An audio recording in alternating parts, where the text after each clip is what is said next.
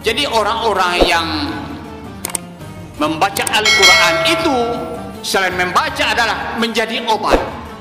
Bahkan Al-Fatihah yang kita baca setiap waktu 17 kali dalam sehari semalam bisa menjadi obat kalau kita yakin. Assalamualaikum warahmatullahi wabarakatuh.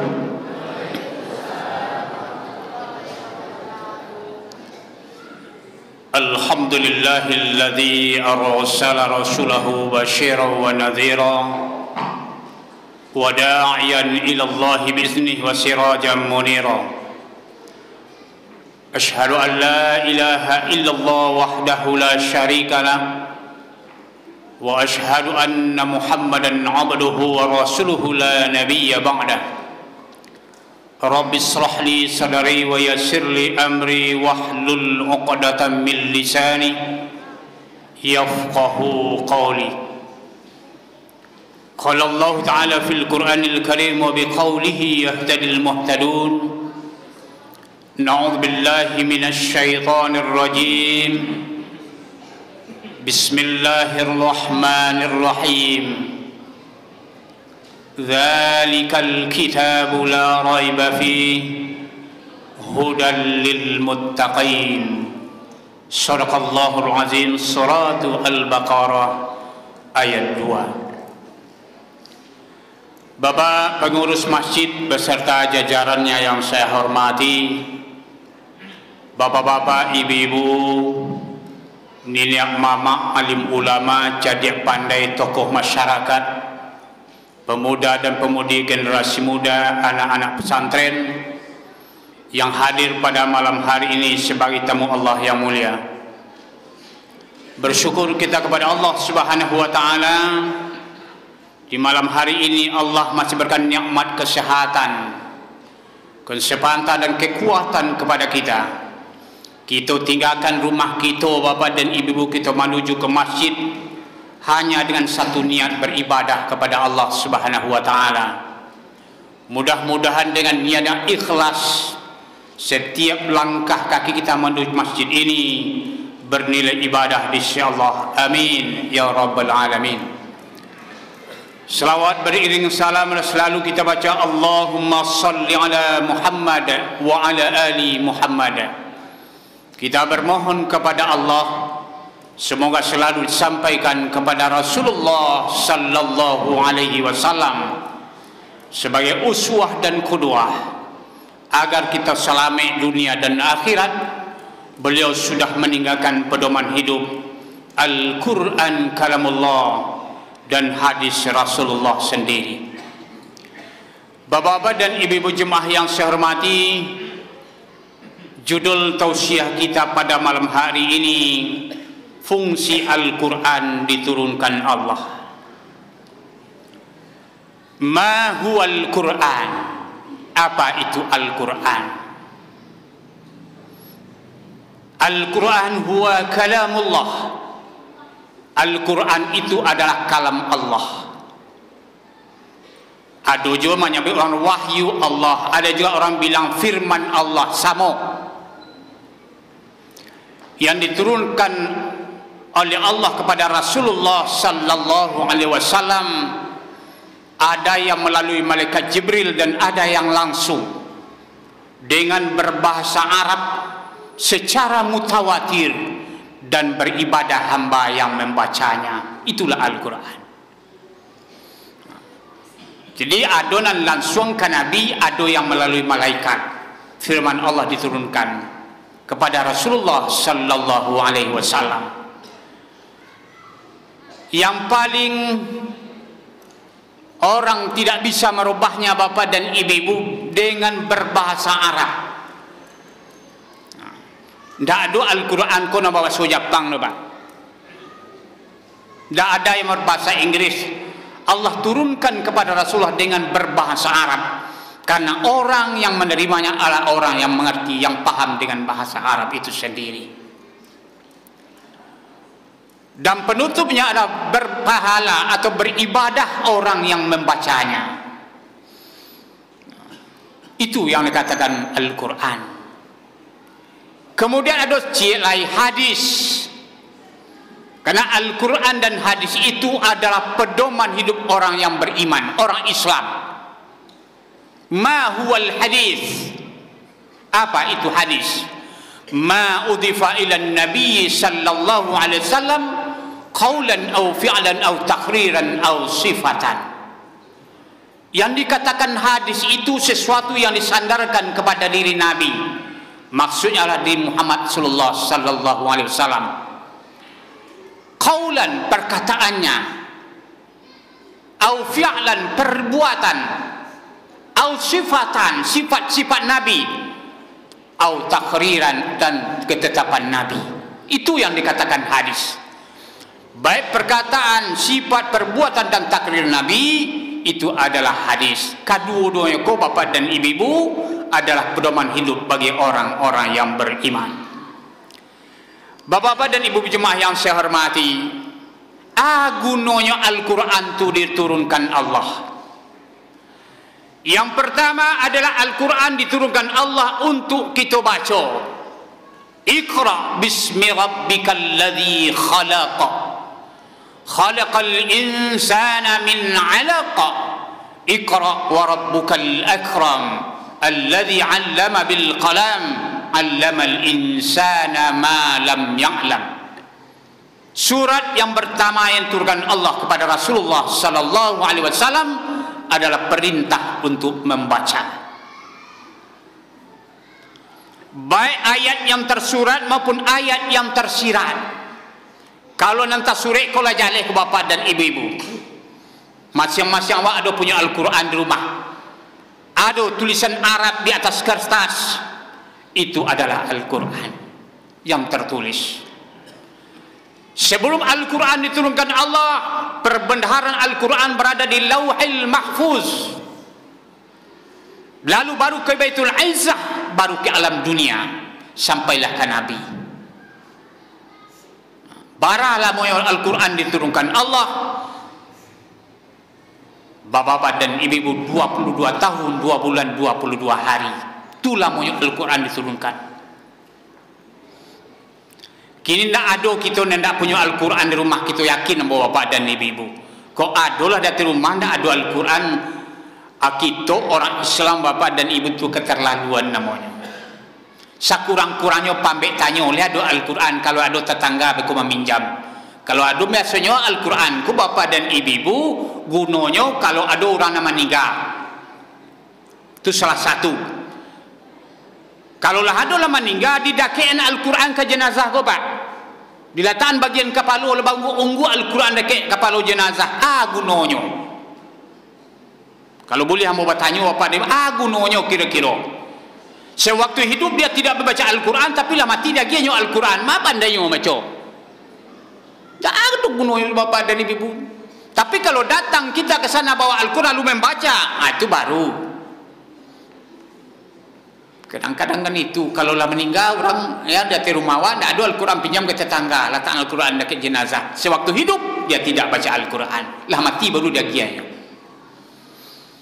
Tidak ada bapak dan ibu, entah dari mana asalnya kamu tidak tahu doh. Sampai kini bakat turun temurun seperti itu. Padahal Al-Quran itu perintah untuk dibaca. Baik yang maupun yang tersirat, alam tak kambang jadi guru kata orang Minang. Ketika rambut bergoyang ditiup oleh angin, jangan dikatakan itu biasa saja. Itu adalah rumput yang bertasbih kepada Allah.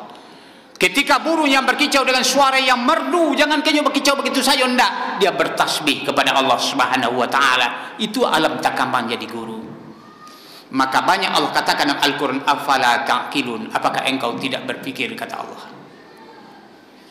Bapak-bapak dan ibu jemaah yang saya hormati, Ustaz, ambo dak pandai baca Quran doh. Ambo lah gaik lah putih rambut di kepala. Tapi ndak pandai baca Al-Quran, masih ada kesempatan. Selagi kita masih hidup bapak dan ibu ndak ada batas menuntut ilmu doh. Karena memang ada hadis Rasulullah yang bakal oleh Al-Bukhari. Bismillahirrahmanirrahim. Khairukum man ta'allama al-Quran wa 'allamah. Sebaik-baik manusia di antara kamu, kata Rasulullah, adalah orang yang mau belajar Al-Quran lah pandai ajaran ke orang lain. Jadi alun talambe do bapak dan ibu ko aduk di antara kita alun pandai baca Quran, alun talambe do. Kalau dulu ada iklan bapak dan ibu, ya tapi iklan tu kini ndak ada loh, hilang. Iklan tu sangat berkesan dan bapak. Salah satu iklan di TV ketika itu tidak ada kata-kata terlambat. Kini ndak ada loh pak. Ndak ada iklan tu loh, tidak ada kata-kata terlambat. Kamu masih ingat iklan itu di TV? Artinya apa? Selagi nyawa masih dikandung badan, kita masih wajib untuk menuntut ilmu. Oh, ambo bata-bata macam Al-Quran Ustaz dah lancar do, tak sangkui-sangkui. Itu bahasa ambo. Silakan juga baca Al-Quran. Karena apa? Membaca Al-Quran kalaupun salah masih diberikan pahala oleh Allah Subhanahu wa taala. Apalagi kalau benar. Warattilil Qur'ana tartila. Bacalah Al-Quran itu dengan tartil. Sekarang kan banyak metode baca Al-Quran itu banyak kini bapak dan ibu. Kalau dulu orang gaib-gaib dulu termasuk ambo bapak dan ibu baca Al-Quran dulu itu metode ijaiyah. Maijo. Alif date A, alif bawah I, alif depan U, A, I, U, badu di date ban, badu di bawah bin, badu di depan bun, ban bin bun. Kini tidak ada tu le pak. Tidak ada tu le. Dan ada kini abata saja kho. Itu yang ada kini. Itu yang ada kini. Metode iya kon tidak ada le. Sekarang ada metode tilawah, ada metode tartil, ada metode al-barqi, banyak macam metode. Tergantung kita mau belajar atau tidak. Jadi bapak dan ibu, walaupun kita lah tua masih ada kesempatan untuk belajar Al-Quran. Bahkan salah satu bapak dan ibu program penyuluh agama, baik yang di Kota Padang maupun yang di provinsi, itu adalah namanya tahsinul Quran. Tahsinul Quran itu ada memperbaiki bacaan. Ada namanya tashihut tilawah, memperbaiki bacaan. Jadi bapak dan ibu, alun ado kata-kata alun ya katakan masih ada waktu untuk belajar Al-Quran itu. Membaca Al-Quran adalah atau belajar Al-Quran adalah kewajiban bagi setiap orang-orang yang beriman. Ini yang pertama, Al-Quran fungsinya adalah untuk kita baca. Kemudian yang kedua, Al-Quran itu diturunkan Allah adalah wa nunazzilu minal Quran ma huwa syifa wa rahmatul lil mu'minin. Al-Quran itu menjadi obat. Sehingga kadang-kadang ada di rumah sakit kalau ada namanya musalah asyifa, obat. Kapan menjadi obat? Dikala kita dalam keadaan gelisah, banyak persoalan hidup, suntuk panganako. Coba ambil wudu, salat 2 rakaat, baca Al-Quran, insya Allah ketenangan jiwa akan datang. Apalagi kalau kita baca Al-Quran itu dengan bagus, dengan irama yang merdu. Alun adut terangah di kita bapak dan ibu-ibu ya, orang baca Al-Quran dan bosan orang mendengarkannya alun pernah. Kalau lah bosan telingonya mendengar Al-Quran, itu dipertanyakan. Irama Al-Quran semakin baca semakin bagus. Itulah seninya Al-Quran bapak dan ibu-ibu. Nagamnya Al-Quran seperti itu, nagam. Jadi orang-orang yang membaca Al-Quran itu selain membaca adalah menjadi obat. Bahkan Al-Fatihah yang kita baca setiap waktu 17 kali dalam sehari semalam bisa menjadi obat kalau kita yakin. Air putih yang diciptakan oleh Allah, bapak-bapak dan ibu jemaah yang sabar, bisa menjadi obat. Ma huwa syifa wa rahmatul lil mu'minin, dan menjadi rahmat bagi orang-orang yang beriman. Karena salah satu nanti yang akan memberikan perlindungan di akhirat adalah orang-orang yang akan memberikan syafaat di akhirat. Maksudnya adalah orang-orang yang rajin membaca Al-Quran. Dan yang kedua adalah orang-orang yang rajin berpuasa. Makanya Al-Quran sebagai obat itu dikala seseorang itu dalam keadaan hidupnya gelisah dan segala macamnya. Kadang-kadang bapak dan ibu banyak persoalan hidup panganakut suntua. Buntu jalan bapak dan ibu, ajan jalan lain yang dicari. Bacalah Al-Quran. Kalau Al-Quran kita baca, insya Allah ketenangan jiwa akan datang. Sehingga setiap anak yang lahir ke atas dunia ini, kata Rasulullah, kok dapat jannah lain nyudanga dulu, maka disunatkan dikala laki-laki lahir ke atas dunia, azankan mereka.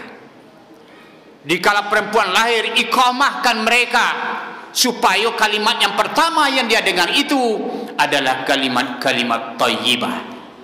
Subhanallah, alhamdulillah, la ilaha illallah, Allahu akbar. Bukan dandut nenyodangai. Kadang-kadang bapak di laibana dibacakan itu, calilah kini para anak-anak bapak dan Allahu alam bisawab, nak tahu lah wak. Ambo awal puasa saja bapak dan ibu-ibu itu ceramah subuh yang pertama, ketika mau pulang ke rumah, basobok 2 pasukan dia mau. 2 pasukan apa? 2 pasukan anak-anak yang ingin tawuran.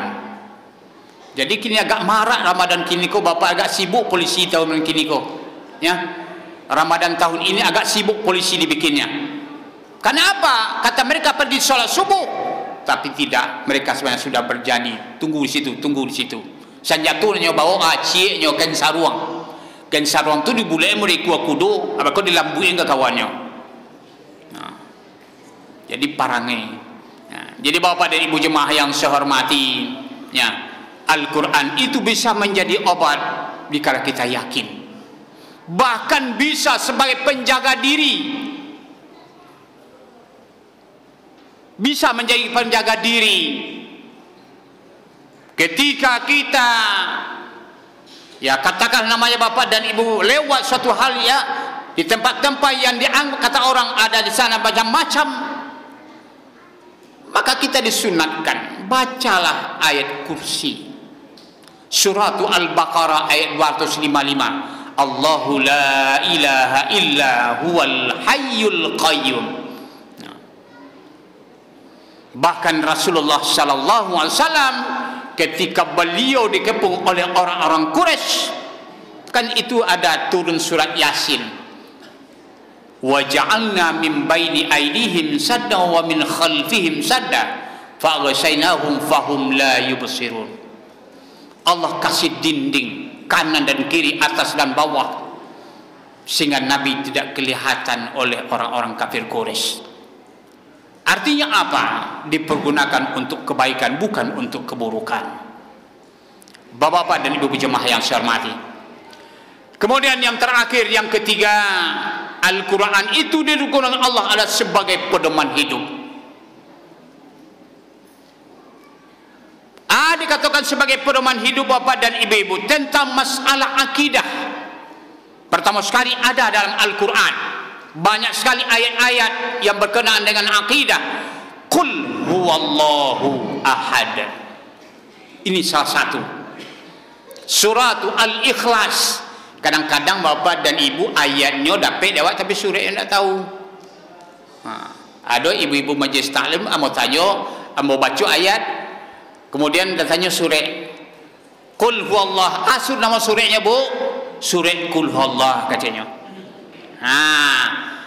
Jadi kok dapat ayat tahu surahnya, akan begitu. Bapak-bapak dan ibu jemaah yang saya hormati, ada kata-kata ahad, esa, tunggal, satu, cie bahasa awaknya. Di mana letak keesaan Allah? Yang pertama, Allah dalam zatnya esa. Yang kedua dalam sifatnya esa. Yang ketiga dalam perbuatannya esa. Jadi zat, sifat dan perbuatan Allah itu esa. Tidak bisa kita menyamakan bapak dan ibu-ibu. Kalau tentang masalah zat Allah jangan ditanya tafakkaru fi khalqillah wala tafakkaru fi zatillah. Pikirkan oleh kamu akan ciptaan Allah, tapi jangan kamu pikirkan zat Allah. Kalau zat Allah kita pikirkan senewen lawat buaya. Ciptaan Allah saja ada manusia yang tidak mampu memikirkan, ada yang tidak mampu. Contoh, Bulan puasa ko sangat laris bapak dan ibu. Namanya karambia. Kalapo mudo tu bapak dan di bulan puasa ko laris manis kata orang. Kelapa itu tidak ada yang tidak berguna, mulai dari urek sampai ke pucuan. Babuah kalapo adua yo ado nama ni ado nama masam. Kalau dipikir juta nak tabut juta apa cari Allah membuat seperti itu. Jadi ada ciptaan Allah yang harus hanya kita terima dengan hati. Tak bisa kita pikirkan. Tabu yang kita tanam, pernah kita siram gulu di bumi yo ndak ada, tapi nyumani. Itu ciptaan Allah, ndak bisa kita pikirkan. Jadi Bapak dan Ibu jemaah yang saya hormati, itu tentang masalah akidah. Yang kedua tentang masalah ibadah. Puasa yang kita karajokan kok ada dasar hukumnya. Surat Al-Baqarah 183. Banyak sekali pedoman-pedoman ayat dalam Al-Quran itu tentang masalah ibadah. Jadi kok kadapi Bapak dari ibadah yang kita lakukan itu banyak sakit tahu kita ilmu. Tahu kita ilmunya, menguasai kita ilmunya. Mintanya kita ke salat tarawih, ada ilmu tentang masalah salat tarawih banyak sakitnya. Salat tahajud, salat duha dan segala macamnya. Jadi pedoman kita dalam beribadah ada Al-Quran dan hadis Rasulullah sallallahu alaihi wasallam. Kemudian yang ketiga, Al-Quran itu berisikan tentang masalah akhlak. Ada akhlakul karimah dan ada akhlakul mazmumah. Maka jadikanlah Al-Quran itu sebagai pedoman hidup. Bak kata orang Minang kok siang jadi patungke, kok malam jadi pakalang. Itu bahasa pepatah-pepatah Minang tu Bapak, dari kalau kita resapi maknanya yang terkandung di dalam itu sungguh dalam. Contohnya saja para ngayana kok ketek tabau-bau kok orang gadang tabau-bau ke ketek tabau-bau gadang terubah tidak lagai menjadi penyakit. Kan ada seperti pepatah orang Minang. Kalau tak biasa anak tu bacarut dari ketek sampai gaitnya bacarut yo kerajaan. Maka kebiasaan itu sebenarnya adalah akhlak. Akhlak mana? Akhlakul mazmumah. Akhlak yang tercela. Jadi akhlak itu hanya cuma dua saja, akhlakul mazmumah dan akhlakul karimah. Inilah Bapak dan Ibu di antara fungsi Al-Quran diturunkan Allah dengan kita berkesimpulan. Yang pertama, Al-Quran itu adalah untuk kita baca. Kita baca saja walaupun tak tahu artinya, lah Bapak halo kita Bapak dan Ibu. 1 huruf 10 kebaikan, 3 huruf 30 kebaikan. Itu balasan dari Allah Subhanahu wa taala. Yang kedua, Al-Quran itu menjadi obat bagi rohani kita, ya, dan bahkan juga termasuk jasmani kita. Dan yang ketiga adalah sebagai pedoman hidup dalam hidup dan kehidupan sebagai orang-orang yang beriman. Terakhir, ambo minta maaf ke Bapak dan Ibu, kok talantung dikenai talangga dikaturun, capek tangan tajabon, capek kaki talangkakan, capek mulut takatukan, tersinggung perasaan Bapak di bicara mau menyampaikan, ambo terlebih dahulu mohon maaf. Lai dimaafkan Bapak dan Ibu. Alhamdulillah rabbil alamin, billahi taufiq wal hidayah. Assalamualaikum warahmatullahi wabarakatuh.